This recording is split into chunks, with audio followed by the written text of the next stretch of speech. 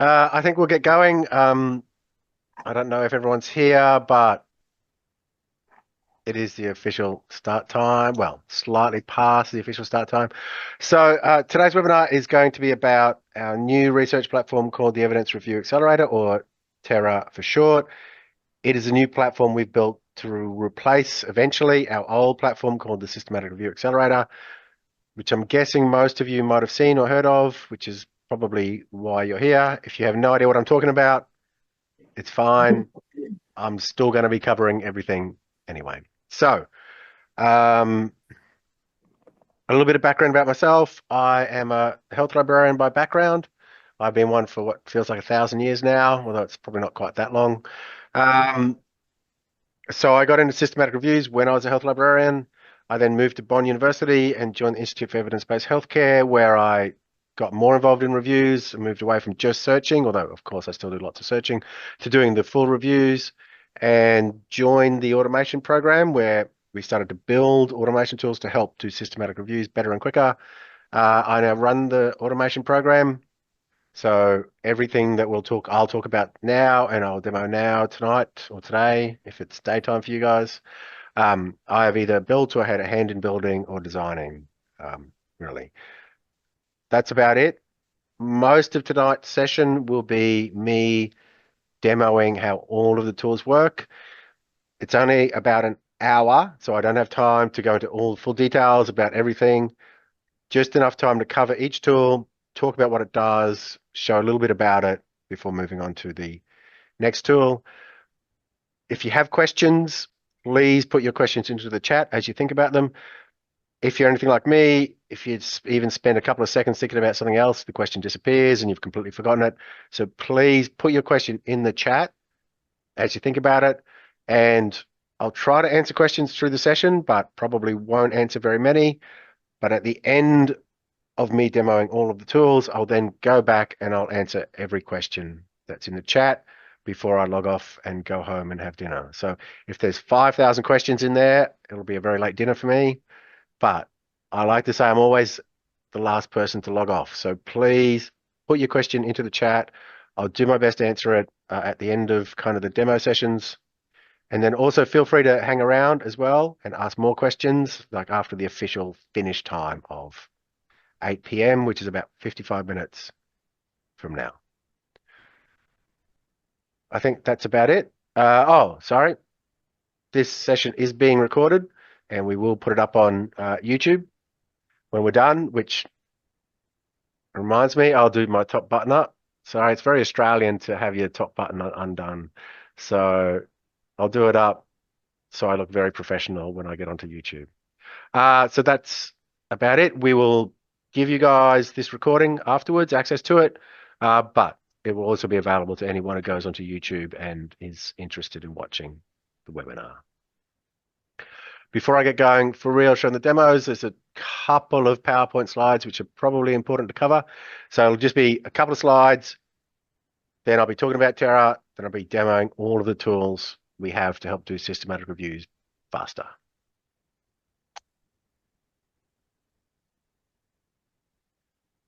So this is the session, automation tools to improve the speed of systematic reviews. That's me, and that's where I work.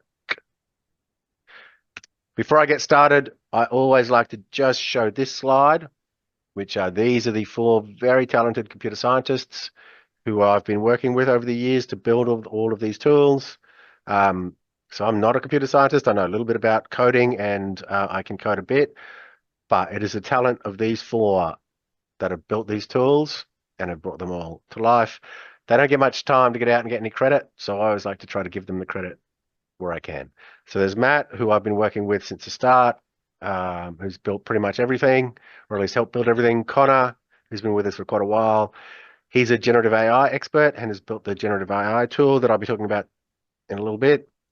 Tian joined us a while ago. She leads a lot of the development around the wizards that we build and some of the other tools. And Irene, who's joined us more recently, she does a lot of work as well, really, building the tools. Recently done a lot of work on the polyglot. She's our new resident polyglot coding expert. So extremely valuable to have her around.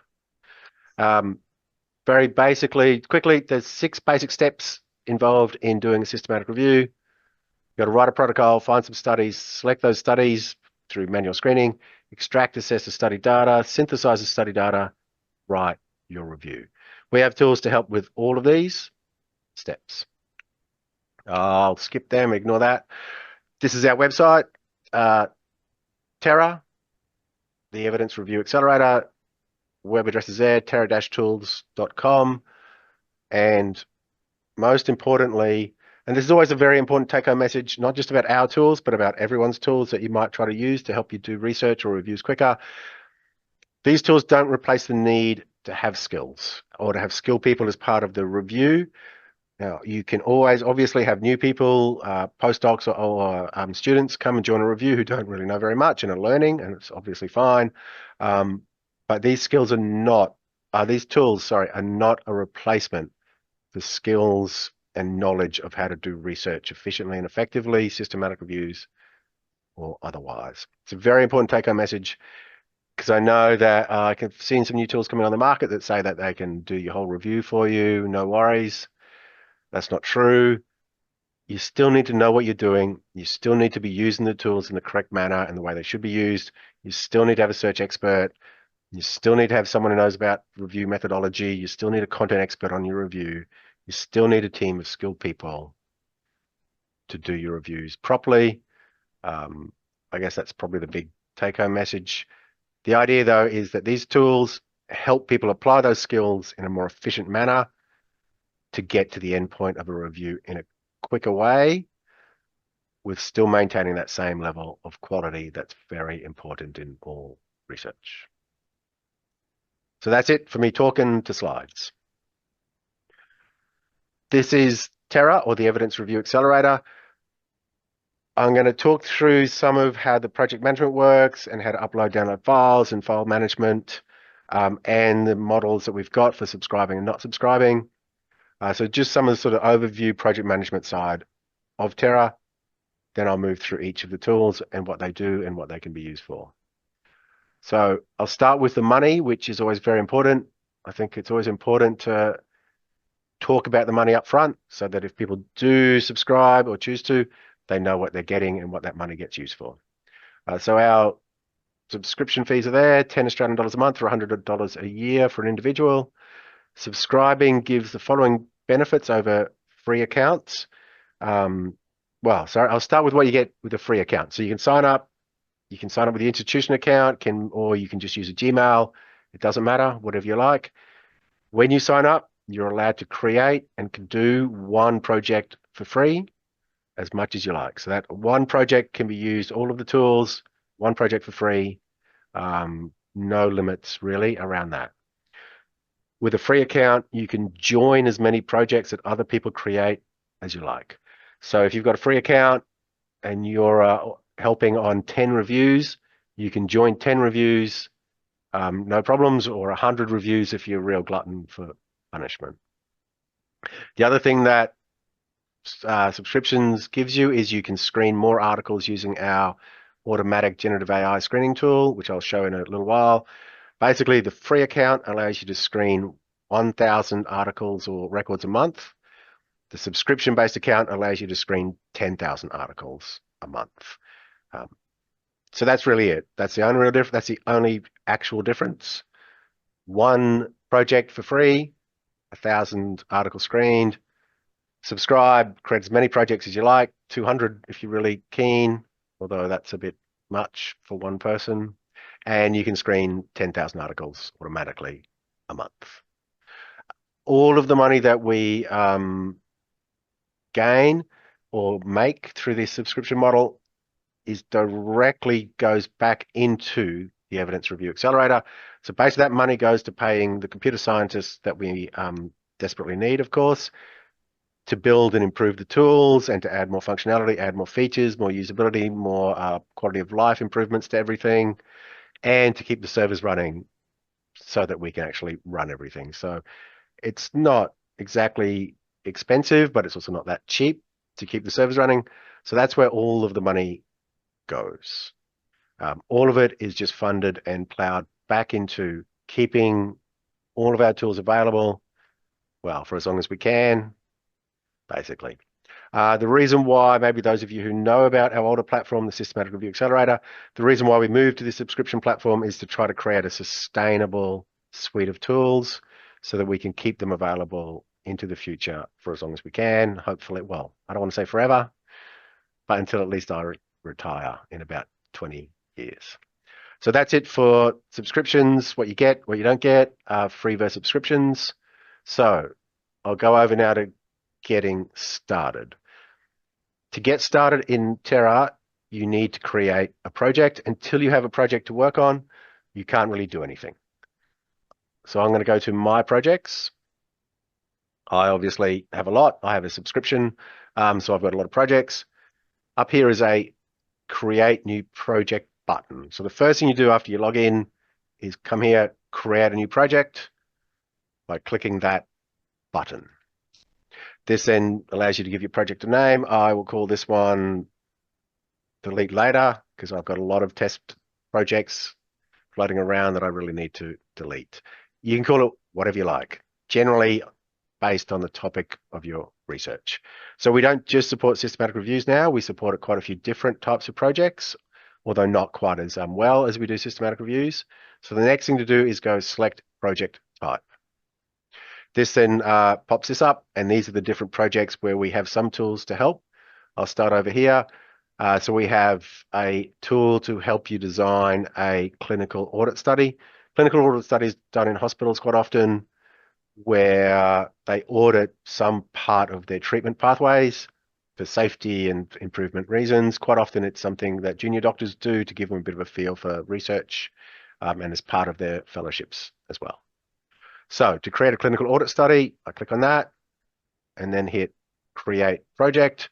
What that hopefully will do is that will switch out all of the systematic review tools and it will load in the clinical audit tools, of which we only have one. So we have what we call the audit wizard.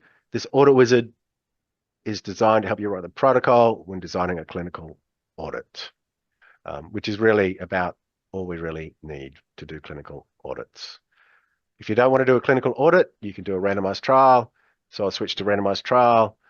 This then loads in all of the tools we have, of which we have 3, to help you design randomized trials. So we have trial wizards, and I'm going to talk about wizards, the systematic review wizard, because they're very similar in a couple of seconds. So we basically have a trials wizard that helps you write the protocol. We've got a stats tool called Calculon, which will help you do some stats. And we have a tidier tool. This will help you report how your intervention was designed. We also support scoping reviews. So if I switch to scoping review, you can see it loads in a lot more tools because we have a lot more tools to help with reviews. And it also loads in the scoping wizard or scoping review wizard. Again, it's a protocol writer. It helps you write the protocol for a scoping review. But I'll switch now and I'll be talking about systematic reviews from here. So if I switch systematic review, all the tools are pretty similar to the scoping review, but we do have the review wizard. This is designed to help write the protocol for systematic reviews. You can invite people to join your project. A couple of ways. Do that invite people via email. So if you invite someone, they get sent a link. That link allows them to join your project, and then they can help write with the protocol. They can use all of the tools and all the files you've got uploaded, and they can screen studies within this project. So everything they do is saved and stored within this project. You can just paste emails directly into here. I will just also, as you invite and work with people, you'll build up this list of people you commonly work with. You can also just invite people from this list here. I'll invite Tian to my project. Then you just send the invite. They get sent a link. They click on the link. That either brings them into the project, or if they don't have an account, it prompts them to create an account first. Then they join the project. So the person who created the project gets a nice little crown, which is kind of neat. That's the only real difference, person who gets the crown. So this Tian is currently invited. When she accepts, that switches from invited to member, and then she can work in the review. So that's it for inviting people in. We have project files. So to use all of the tools, of course, you need project files, which is references and different things to use to work with the different tools. So all of the tools draw from this list of project files attached to the project. I've just created this one. I've got none. I'll upload one. Generally, we mostly work with references or records, which I'll upload this one. So this is an XML file from somewhere full of references. So there's 325 references. It will load them in. This is what you can then use to manipulate and use the tools. You can screen these and do other things. You can click on it and it'll open it all up, and you can actually then look at the full review, full reference, and you can edit the references in here. I'll go back to the library files. You can download it. You can also delete it, which is kind of handy. There's a few more things you can do, but I'll talk about them when I move to my project, which I'll do in a sec. As you work through, it keeps a project history for you, which might be useful if you want to see what you did 40 seconds ago. And also there's a full list of all the tools available by this list here as well. So that's it for managing files, inviting people in, getting started. So I just want to reiterate, if you come in and you don't know why none of the tools work and you can't do anything, most likely you haven't got a project yet. So the first thing you always need to do is create a new project. If you've created one project and you are using the free account, this button disappears. That's really the only interface difference. This button won't be there anymore. When you subscribe, this button comes back and you can click it as many times as you like. To delete a project, we have made it very difficult to delete projects on purpose. So to delete a project, there are 3 buttons up here. Hit delete. This box pops up because if you delete it, I mean, we can in theory get it back for you, but it's quite difficult. So don't delete it unless you're really, really sure. This is why we've made it so hard. So you actually have to type delete into this box. This box then goes a bit manic and has a panic attack. And if you're really sure, hit delete. This project's now gone. And it's trying to load it and it's not there anymore. So that's why. So the project's now gone from my list. So just be a bit careful. As I say, it's very hard to delete projects. In theory, we can get them back for you if you delete them accidentally somehow, but probably just don't delete them unless you're really certain. I'm now going to move through and I'll move on to a project where I've got a lot more files and a lot more stuff to work with. So I think I'll use blue light to treat acne. So this is a real review that we did. I'll click on that. As you can see, it's a bit of a test account because I've invited myself 3 times just to check everything. So I'm going to start and I'll talk through the review wizard first. So the review wizard is a protocol writer, also a methods writer for your review. So when you start a review, you design it, you figure out what you're doing, pick your pico, invite everyone in, decide what you'll be doing your review on. This is the place where you can do that. And you do it simply by filling in all of the boxes or all the boxes that you want to fill in. So these would all be blank when you start. So you put in the title of your review. So this is, for me, blue light to treat acne. I might just make it look a bit more impressive, a systematic review. You can give it a short title, which is quite handy because that's what pops up over here. Just a shorter title because, you don't want a 20-word title try to appear up here. So the short title is what appears up here just to help you work with your projects a bit easier. And then if you're really ambitious, you can put in this year for when it will be published. Then you invite people, sorry. You write in and you add all of the people who are going to be on your review. Every single option has a plus and a minus, so you can always add more options, basically. So I will add Sharon Sanders to my review as an author. You can also acknowledge the people who helped you do your review here. So this is the acknowledgement section. So I've put Matt Carter in the acknowledgements, and I'll get to how that works in a little bit.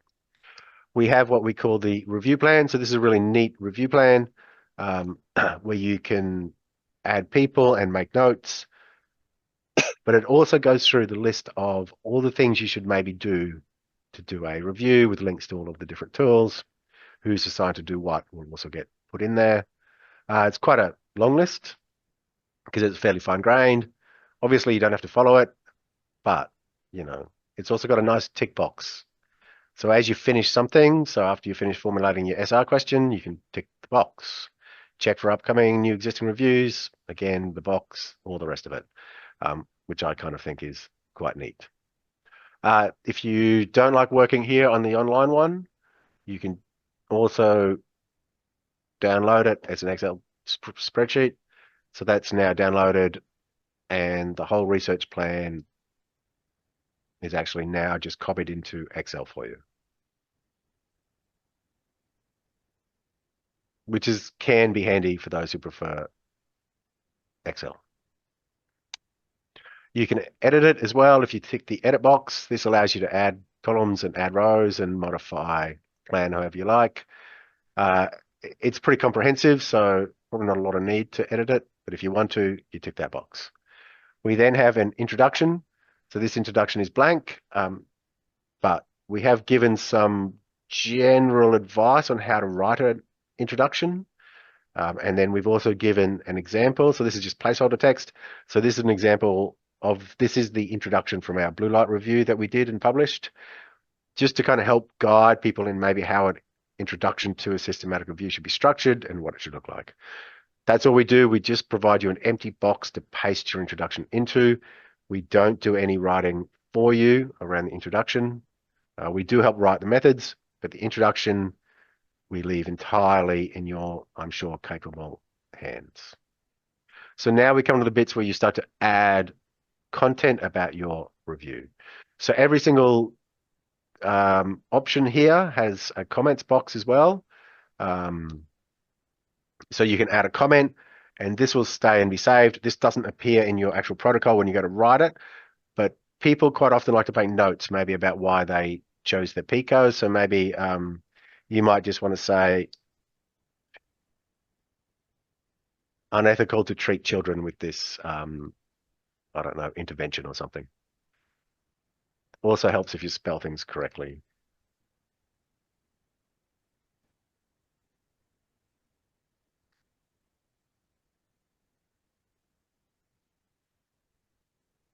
If you don't want to use the commenting, which I don't use that often, you just close it and you never have to worry about it. For every single one of these PICO criteria, you can add something. So my inclusion criteria for my review is people with acne, but I want to exclude any treatments, and maybe I want to exclude elderly populations as well. So you just tick the box, add in, exclude, or include as you go down. My intervention here is blue light. I've got an example over here, which is blue light is, I'm sure this is wrong, but anyway, wavelengths from 450 nms to 650 nms, which it's an example you can put in. You don't have to put in examples. So here for my comparison, which is usual care, I haven't bothered putting in the comparison. Here also you can put in your outcomes. So my primary outcome is acne reduction. My secondary outcome is reduction in AB or antibiotic prescribing. Here also the settings I'm going to be doing it in. I'm going to include studies set in the community. I'm going to exclude studies set in the hospital. And I'm going to include randomized trials. We have got most of this common studies we're aware of, although observational studies is a bit of an iffy selection.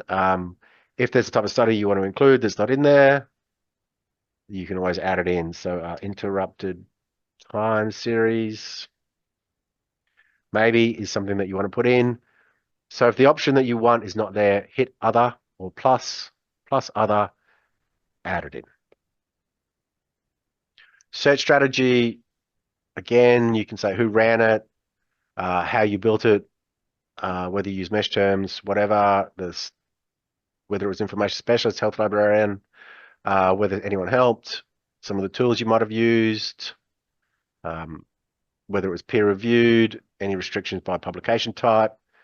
I'm going to go no and get rid of that. And I'm not going to restrict by language, but you can always go, yep, and I only want English, for instance. I'm just going to tick everything and go no. So this list here of authors, of people you can pick, that comes from the author list up the top. So anyone you put in the author list, you can then assign jobs to as you do your review, preferably with their permission. So then any supplementary methods, backwards, forwards, citation searching, any tools you might be using as well to do that. Search strings, where you're going to search PubMed, Cochrane, Embase. Maybe you also want to throw in CINAHL for some reason, because it's nursing allied health. Here you can put your search strings from your that you're going to use, trial registries, date you're going to run it. So I might run mine tomorrow. Study screening, or I might just untick one of them. So then you pick who's going to do the study screening, again from the author list. I think maybe if Paul and Sharon do it, and then you'll see the number of people screening will just get automatically populated here. So at the moment we've got 2 people. Maybe if I join in, it'll go to 3 people. I'll just stick to 2. Who goes to get the full text, screen full text. So all of the tasks that you might need to be talking about in your protocol are all here. Disagreements resolved by a third author, tools you might use, whether or not you followed Prisma, which you should, by the way, whether or not you provided your studies in the appendix or the full text studies you excluded. Again, something you should probably do. I'm not going to keep going too much. I'll skim through most of the rest, but I'm going to talk a little bit more about data extraction because we have pre-specified most of the common things you extract when you do a systematic review. So basically, we've given you plenty of common items to pick from, such as study authors, year, country, duration of follow-up. So these are things very commonly extracted for reviews. Study design too, for instance, maybe it's something quite common too. Number of participants, age of the participants, anything about the intervention. Again, if there's something that's not there, you can just go other, and maybe the model of the light bulbs you used is quite important. So maybe you want to add that in as something that you're going to extract about the intervention. Hit other, add it in. This stuff here is auto-copied from your Pico section up here. If it's not the same, it will tell you they're not the same, and so you can go and check to maybe see why. So for instance here, the types of studies that I'm going to include are not the same as the ones that I've got in my Pico. So if I hit, oops, copy, it will now bring in that interrupted time series I selected up here. So it's a really handy way to pick the stuff you're extracting nice and quickly because most of the stuff you extract is quite common. There's another good reason to use this data extraction, which I'll get to after I finish the rest. Assessment of risk of bias, pretty standard stuff, common tools there. Measurement of effect, whether you do a meta-analysis, odds ratios, mean differences. If you don't know what any of this means, it's fine, but this is if you do the meta-analysis for your review. Generally, you do it via individual, any missing data strategy, so you're going to contact people or not. Measures of heterogeneity, so I-squared is very common. Whether you're going to measure publication bias, whether you did any subgroup analysis, and then we've got study information. Here is where we suggest you put in the link to the protocol, then the contributions section for the authors. So this is based on the credit system, which seems to be what all the journals are now using. We just changed this quite recently. So you can pick what people did, conceptualization, data curation, formal analysis, and I don't know, some validation. Maybe I'll write it as well. So you can pick what how each author contributed, which is kind of handy, and then acknowledgements. So maybe Matt provided feedback on a draft of the manuscript. I'll skip the results because I'll come back to that after showing the automatic results writing tool. So I'm going to go to study characteristics. So we start to create data extraction forms for you. This is all based upon what you selected in the data extraction component. So it creates an online table for you. You can use and fill in, you see which I've done. Or if you don't want to use that, it's fine. You can then download that data extraction form as an Excel spreadsheet.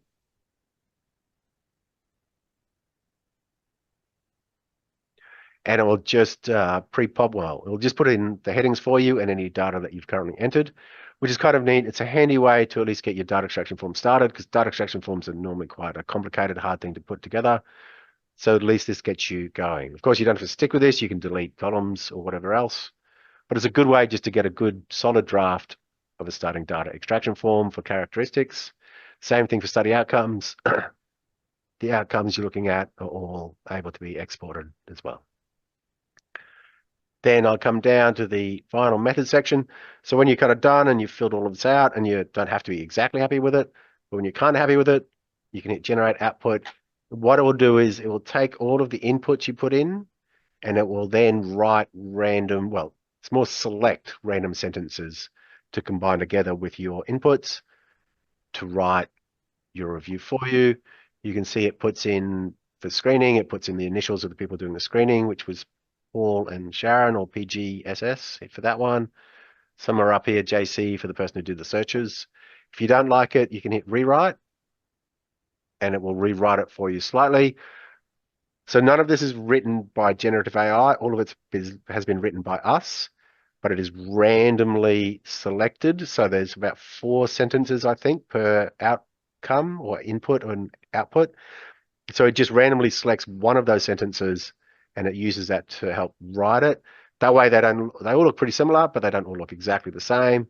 And it just gives you a way to kind of create something that might be a bit different from other things. When you're ready, copy to clipboard, paste it into your Word doc or other doc, give it an edit, read it, check to make sure it's right. So for instance, here, secondary outcome slash, you might want to just change that, remove the slash to outcomes, for instance. So there's always a tiny bit of tidying up you always have to do, and you always have to check it just in case something's not quite worded the right way that you want it to be worded.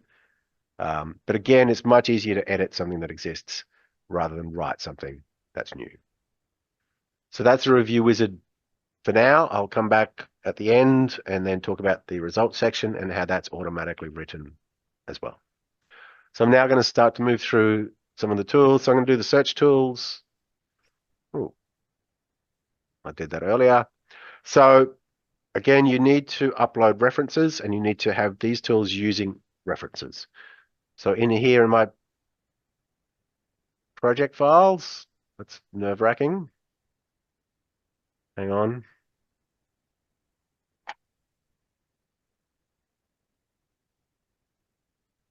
In here, sorry, in my project files, I think I've deleted a bunch of stuff.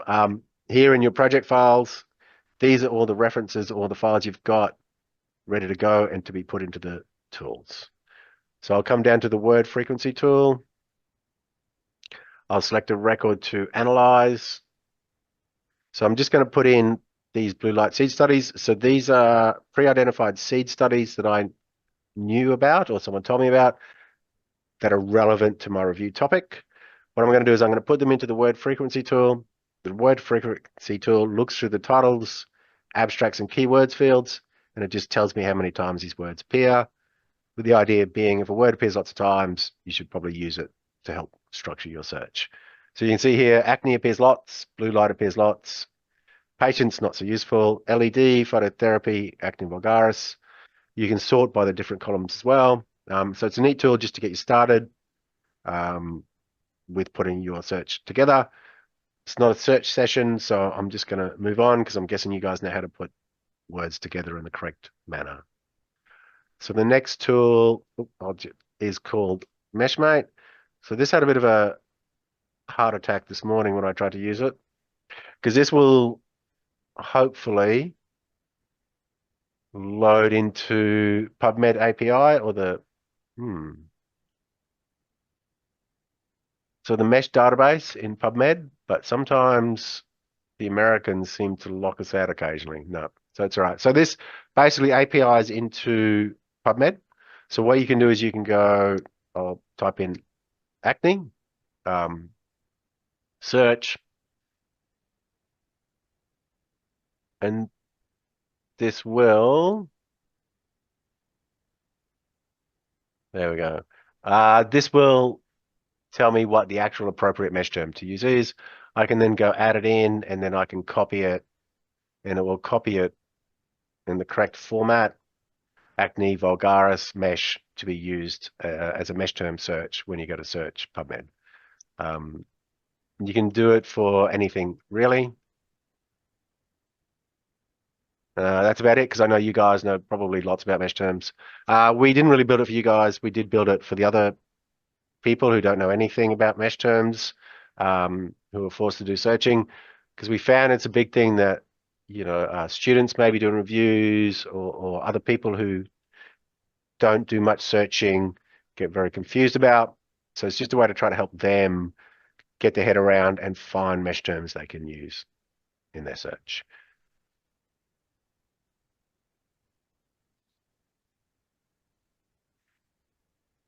Search Refiner. So this tool's been around for a very long time. I think a lot of people use it.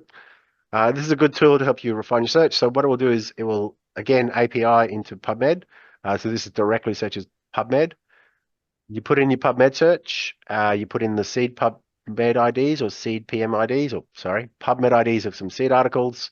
Kind of tells you how your search is performing, what's good, what's bad. So basically, you'd know that by the number of citations retrieved, 1,443. Finding 10 relevant citations, 10 relevant citations to find. It's currently finding all 10, so it's good. But maybe you want to tweak it a bit to see if you can get this number down to reduce the screening burden. I'll do that. Oh, that looks brave. I'll see what happens if I get rid of that, which is the phototherapy mesh term, which may be ambitious. Oh no, worked all right.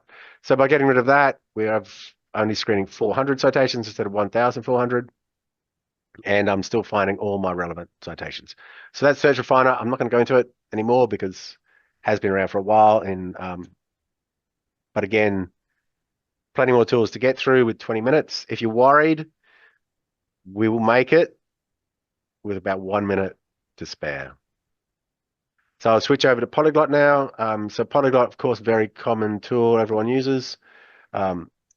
I suggest moving over and starting to use this one instead of the one that's in the SRA, because we have a lot more databases basically that you can translate into. So I think, you got the big ones up top, but we now have a couple of Web of Science ones, Scopus Basic and Advanced, as well as Web of Science Advanced, Lilacs. So we've recently put Lilacs in, and we've also put the International HTA in as well. So, and because this might be of interest to people, quite often we kind of do get a bit of feedback around how the polyglot is put together.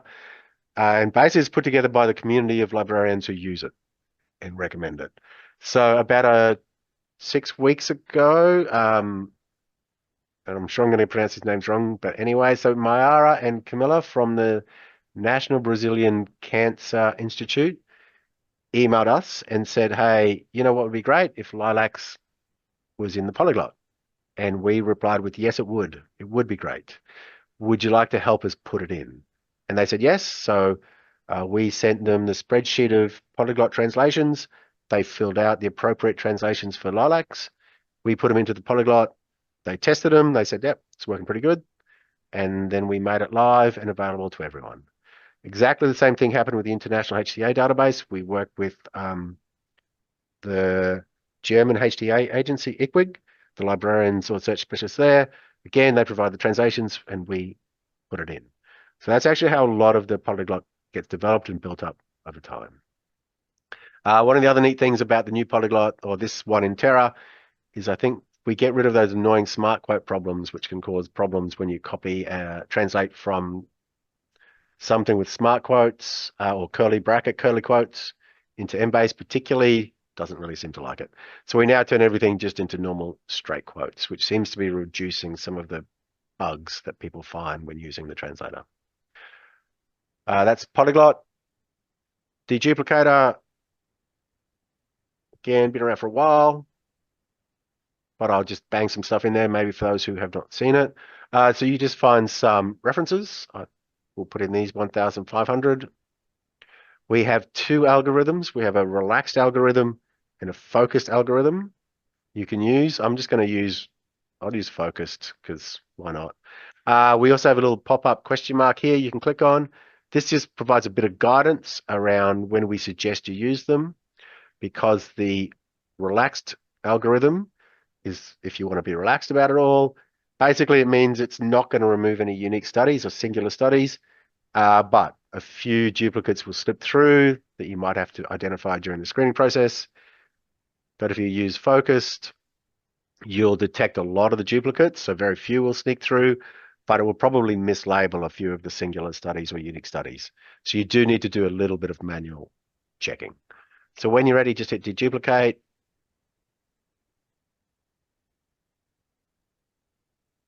It will then assign them a likelihood that they're a duplicate. You should always, if you've never used it before, always check everything.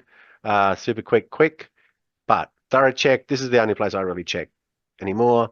And if you come through and you can see this is the trial registry entry and this is the published paper, if it's not a dupe, just hit not dupe and it removes it.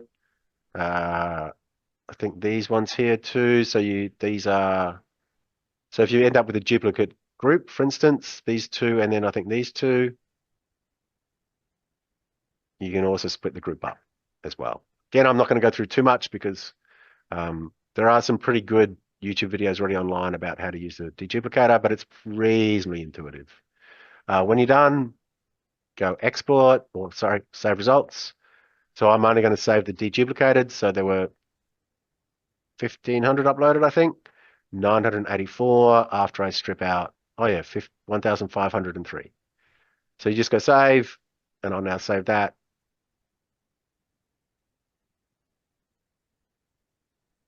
That should now appear here in my list of project files, which is deduplicated with 984 references in it. So that's when you move down and then you can start screening. So we have a manual screening tool called Screenatron. Oh, I'll just clear this out.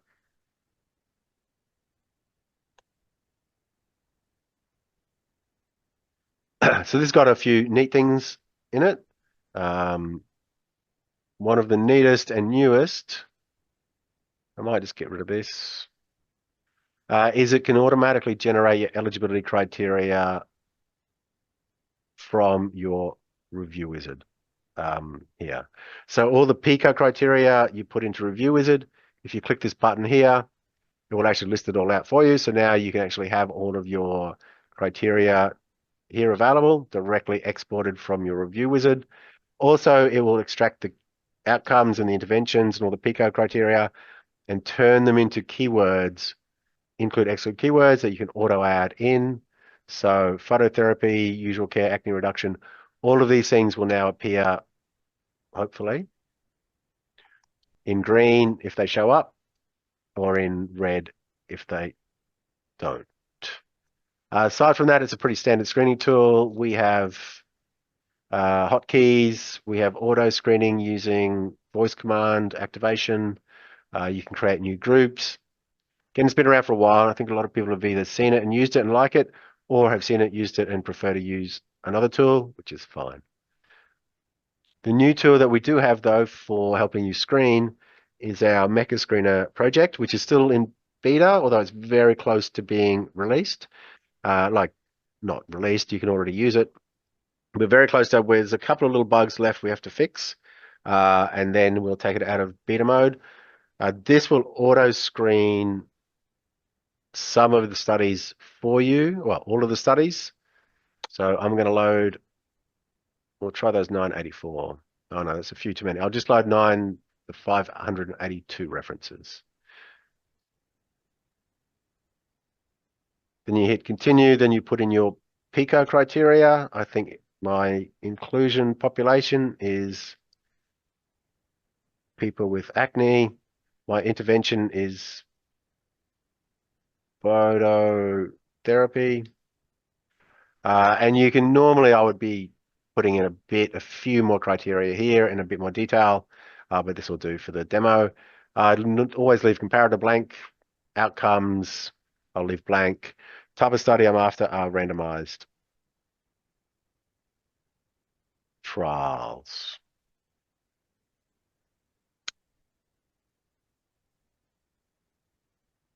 I might use Z, although I'm pretty sure it doesn't matter.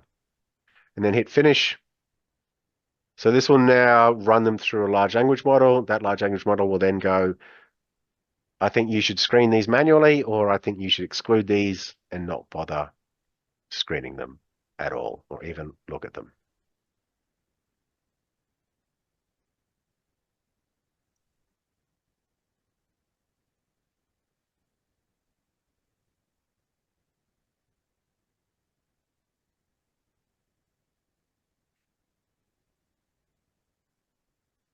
All right, so um, to start off with, we've been extremely cautious with this tool, as although we've done a lot of internal evaluation, we haven't done a proper strong validation study to ensure it's actually working really well. So we run a very cautious criteria for inclusion exclusion. So basically, the large language model assigns it a score from 1 to 5 as to whether it should be included. 5, 3, 5, 2, for instance. If it gets a 1, we put it into the exclude pool. If it gets a 2 or more, we put it into the to screen manually pool. If it doesn't have an abstract, we automatically assign it and put it into the you need to screen this yourself manually, because we can't really do much if something doesn't have an abstract. So then it's just a matter of screening all of the studies. You can look at the abstracts. Does work as a pretty solid screener. But as I say, there's a couple of things we need to add in. But for instance, if you do want to use it, but then don't want to actually use this platform to screen, you can save and export everything instead. So instead of screening here, I will go save screening results, and I'll save all of the results I have to screen, which is 333 at the moment.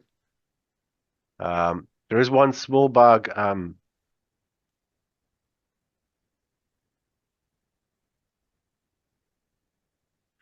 Which is it doesn't auto assign a file name, which is a bit of an issue. But we'll be fixing this up this week.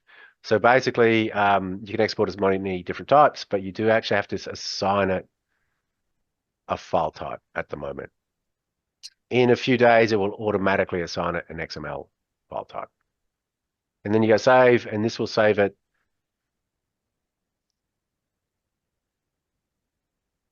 Oof, I need to go up and clean up this to screen somewhere. So these are the 333 references. For if you don't want to use the rest of our platform or our screening tools, you can just download those 333 as an XML. You can then put them into any other screening platform around that allows you to import XMLs like Covidence, Rayan, EpiReviewer, and any of the others, or even EndNote if you want to screen in EndNote. So that's Mecha Screener. We are running a proper validation study, which a lot of people ask us. Partly to see if we can change this score, the 2s, and put the 2s into excludes, but also just to make sure it's safe to use. It works very well and it's very safe if we just use the 1 exclusion criteria. So exclude on a 1 at the moment. Disputatron is a tool you can use to compare EndNote libraries, screening libraries between each other. So as you screen and you save, both of you will end up with an include list of studies. So you just put them here, and then you can compare them, and where you disagree. Let's see if I've got, so I've got myself here. Oh, that one won't work. I'll just put these 2 in. And then you can put the other person's in. You can put in people's names. I might put myself, and I often volunteer Mark as my screener, and maybe we screen 10 studies, and then you hit submit. What it does is it compares those two files and it shows you where you agree and where you disagree. We agree everywhere. We've got 100% agreement at the moment, and it will tell you who the conflict is with and who would decide to include it and who decided to exclude it as well. So the idea being you go and you talk amongst yourselves around the disagreements, and then you decide which one should be finally included. When you finish that, you hit save, and then you can save the included articles for the full text process. I won't go through it because I've got way too many test or demo files in this library already. The next tool we have is SpiderSite. So SpiderSite is a tool that will help you automatically conduct your backwards forward citation search when you do it. We use lens.org, which is uses Crossref, Microsoft Academic, Graph, and a couple of other big citation networks to do this. So it's very comprehensive. So I'm going to pick some studies. I'll put in these 10. These are my 10 includes, upload them. We go off and we search the lens automatically, and it says these 9 were found by the lens, in the lens. This one was not found, so maybe you might want to look at this one yourself manually in Web of Science or Google Scholar. And then the output section this is the backwards citation search. So this is all 184 citations that appear in the reference lists of the studies I uploaded. Generally, these are your included studies. And then these 634 are all the references of articles that cite those studies. The idea being that then you might screen these to see if your search missed anything. Normally, you hope it doesn't, but it's not uncommon to find 1 or 2 extra studies to include in your review from the citation search. So again, just go File, Save, and then you can save these 781. And then you can load them into a screening tool, export them, load them into a different screening tool. These are probably very good studies to run through the Mecha Screener, as quite often there's a lot of methods, papers, and other things that are not really relevant. So I probably recommend definitely putting these ones through the Mecha Screener and getting the large language model to screen out stuff that's obviously irrelevant. Oof, 4 minutes. So TerraFarmer is a neat tool just to help you find some additional studies. I'm going to upload a few records. So this uses PubMed's similar article feature. So I upload some studies. Those references need PubMed IDs for it to be found. These are just all PubMed IDs. And then I hit Find Related. This finds all the similar articles in PubMed according to PubMed. It then ranks them, gives them a relevance score. This is PubMed's. We don't quite know how that score happens, but it seems like it's a pretty good score. So it gets all of the references that are related or similar. We recommend only looking through the first 50. So we quite commonly just have a skim through the first 50 just to see if there's anything in here that we've missed or we didn't pick up that maybe we need to add into our review. We also use it as a neat way to get some additional seed studies. We have a tool to help you do stats. So this is called Calculon. This is a good tool if you've got some stats, but not all the stats you want, because it will produce the stats that you need. And by that, I think, and I'll try to do this from memory. So if you have some means, 5, and you have the number of people, and I think if you have a p-value of 0.15, what it will then do is it will provide the t-test for you, the confidence interval start and endpoint, SE, I think, standard error, mean difference. So it'll just provide the rest of the stats you need that you don't already have. It's just all in a neat spot in the one place. If you kind of don't know what I'm talking about, I don't really know too much about it either. Oh yeah, it gives you standard deviations as well. But apparently it's super useful for stats people who have a couple of stats and don't really want to have to calculate the rest. This will automatically calculate them for you. Next, we have some meta-analysis tools. We have 3 meta-analysis tools. These are tools, they're not ours. We have collaborated with the University of Leicester and University of Glasgow. That's who I'm trying to connect to right now. They've allowed us to use their tools in TERA, which is very nice of them. So you upload an Excel spreadsheet.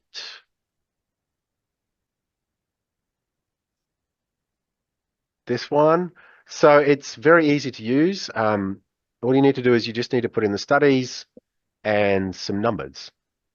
So this is the Excel spreadsheet I'm going to upload. So you see here there's study identifiers. I think that's 7 studies. This is the phototherapy arm and the placebo arm for the 4S study. This is the number of events, which is R. This is the number of people, which is N. And that's it. That's all you have to do.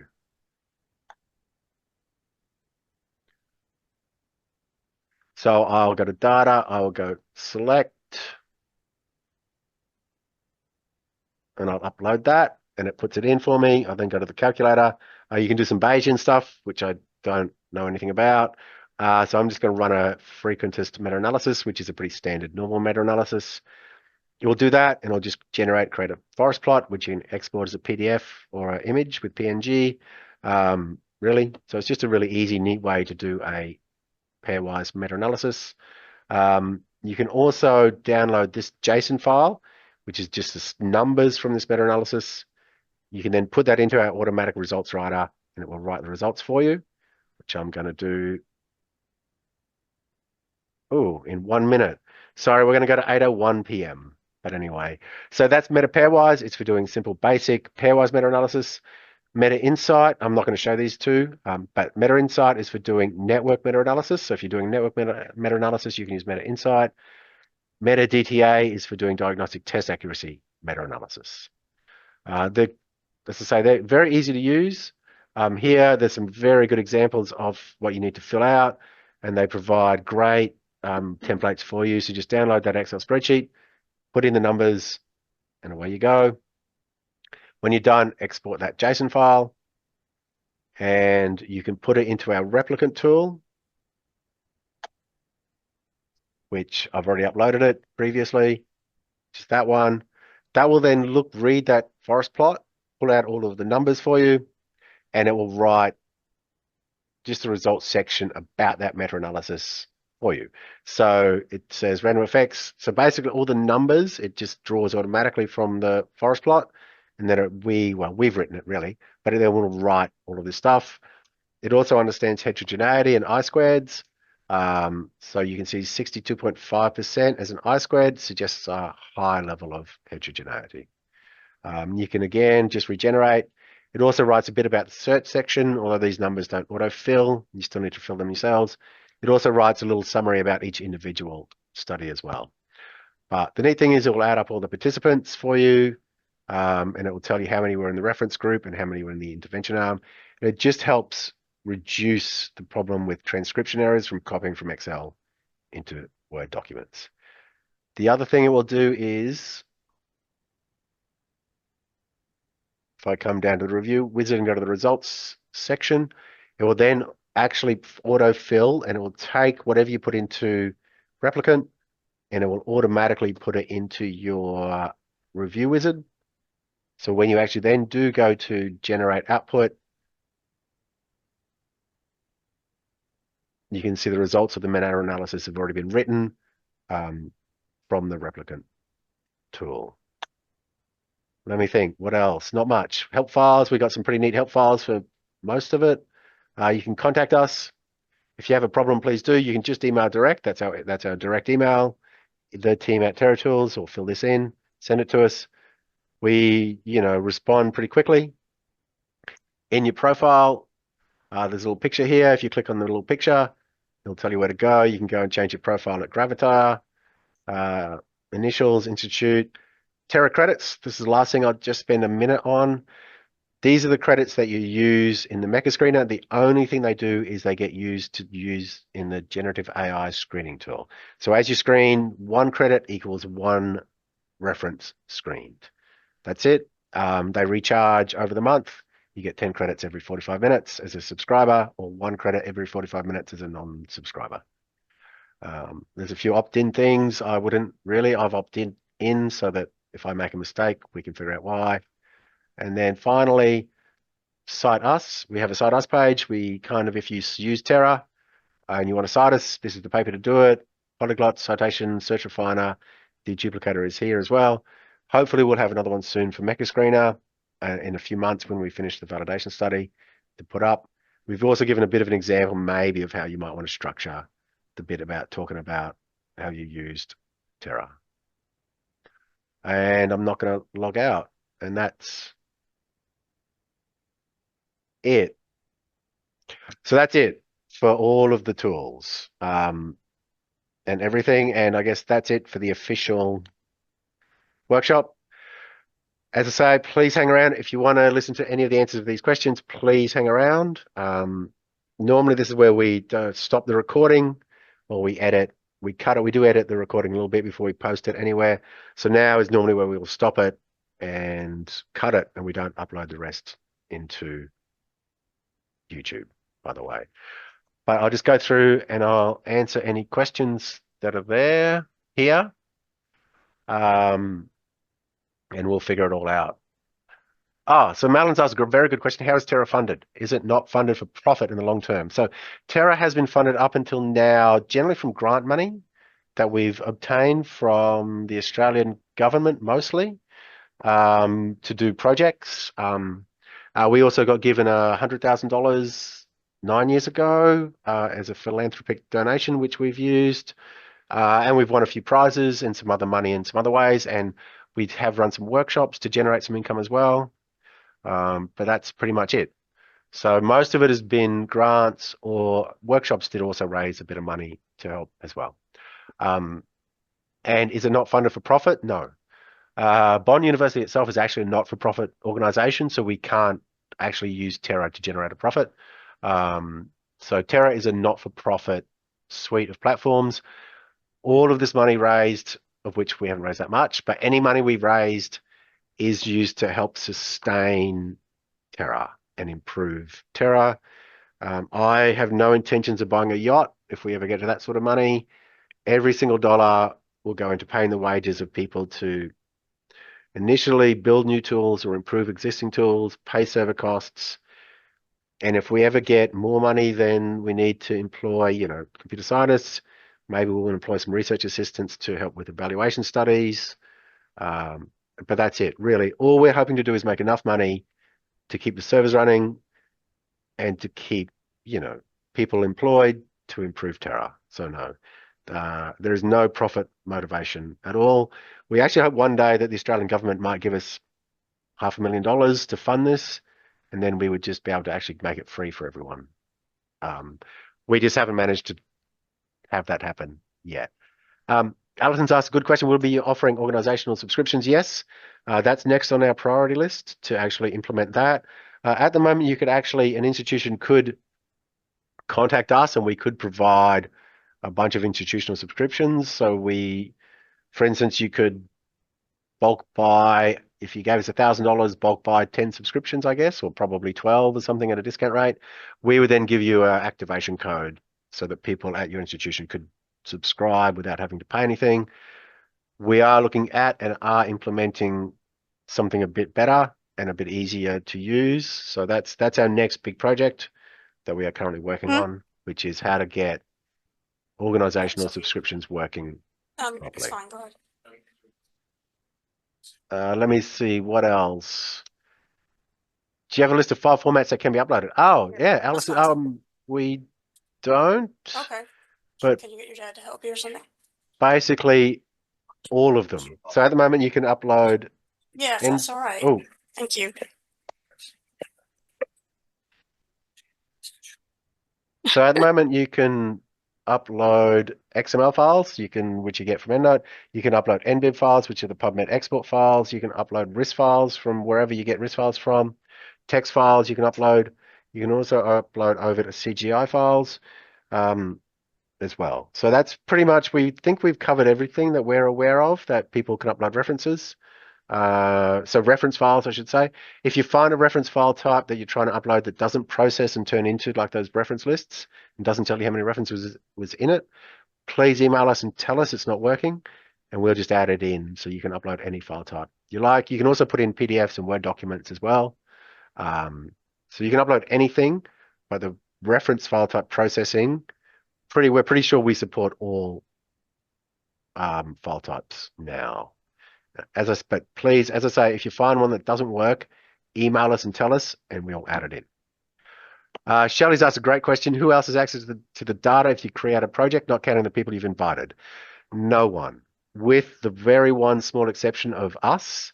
So myself, Matt, Tian, Irene, and Connor, in theory, could go in and get access to your data. Because of course, I mean, that's the only way we can run the software program. None of us want to. We have occasionally gone in and got some data for someone from their project because it went missing. They deleted it or something. We're the only people who could go in and have a look at your data. We don't want to. We have no intention of ever doing it because the last thing we want to do is to anyone think we're going in and looking at what they're doing.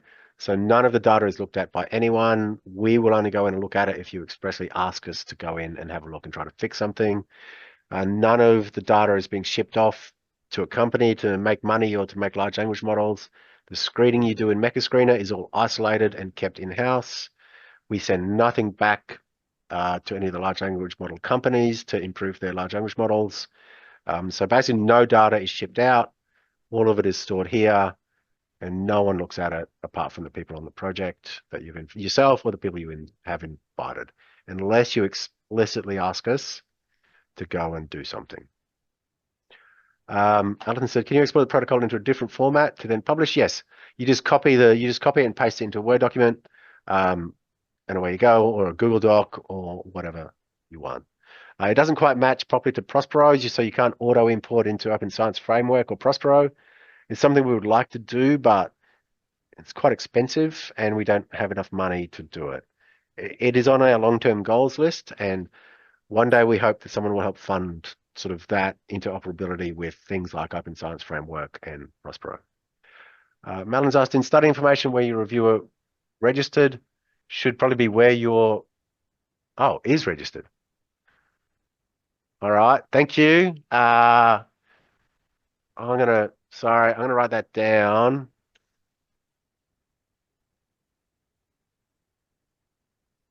I'll go and I'll have a look and we'll fix that up. Meshmate seems to be less efficient than just searching mesh. Yeah, it is. For you guys, to be honest, I just go and I use the mesh database in PubMed still. I don't really use Meshmate. So we only kind of put it in there because a lot of people get a bit confused with mesh terms, and we thought that this might help people not proficient in searching and not proficient or understanding mesh terms or subject terms. We thought this might help them. It was also part of a larger project we were running, which actually did incorporate some generative AI in it to help with this. But that project kind of fell through. So we had half this interface. So we thought we'd put it in there and see if it actually helped people.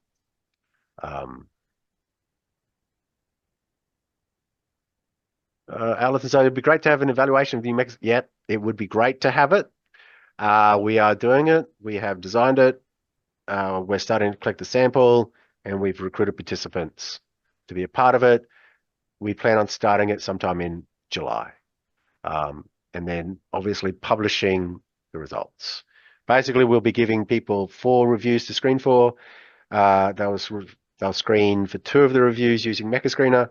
They'll screen for 2 of the reviews just using a manual screening tool, not EndNote, because that would be cheating, because anyone can be better than screening an EndNote, but it'll be maybe our screener tool, and then we'll compare their speed and the mistakes, the amount of includes that they didn't get in.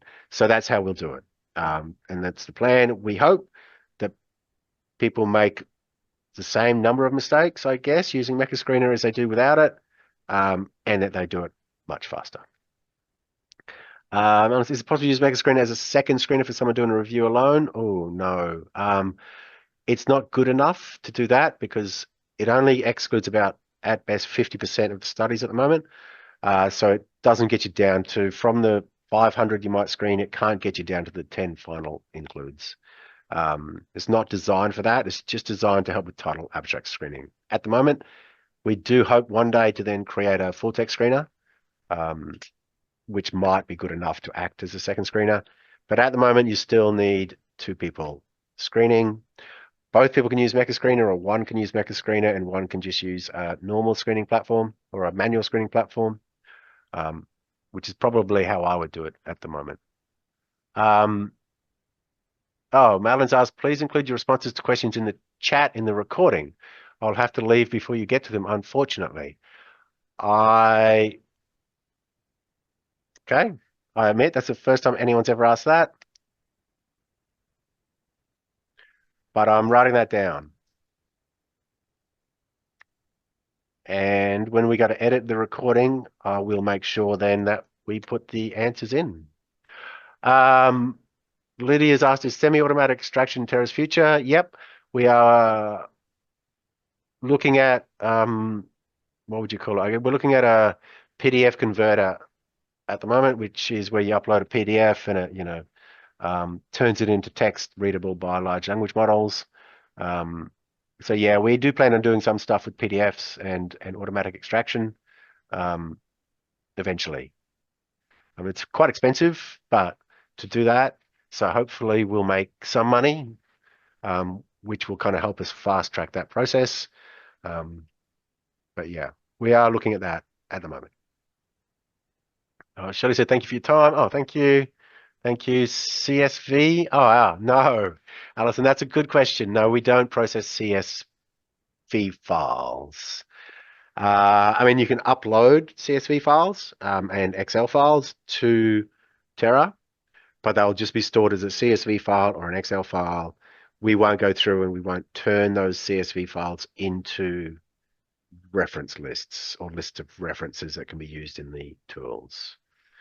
The main issue is that processing them is a nightmare unless they're in a very standardized format. And probably, I guess, librarians might know how to make sure they're in a good standardized format out of EndNote or the EndNote. I think you can export a CSV from EndNote maybe, but I think it would just be too difficult to kind of cater for all the different ways people might have CSV files. So no, unfortunately, we probably will never be able to implement turning CSV files into lists of references. Although who knows? Maybe I'll actually write that down too. Because maybe it's a bit easier than I think.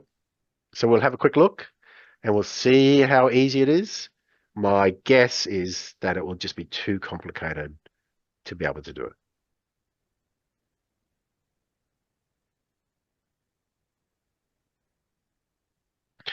Thank you, Alison. Thank you, everyone, for coming. Hopefully that was vaguely helpful.